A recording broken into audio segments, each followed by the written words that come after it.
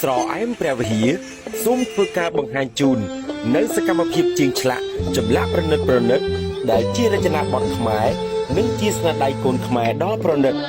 ទាំងនេះជាការកែច្នៃដោយដៃផ្ទាល់ដោយជាងជំនាញដែលមានបទពិសោធន៍ជាច្រើនឆ្នាំចំពោះការឆ្លាក់គឺមានការផ្ចិតផ្ចង់និងយកចិត្តទុកដាក់ខ្ពស់ជាទីបំផុតយើងមានទទួលកំងចម្លាក់ប្រណិតគ្រប់ប្រភេទតាមតម្រូវការដោយក្តីគោរពនិងស្រឡាញ់ចម្លាក់វប្បធម៌ខ្មែរក្រុមជាងយើងខ្ញុំនឹងចេញម៉ូដថ្មី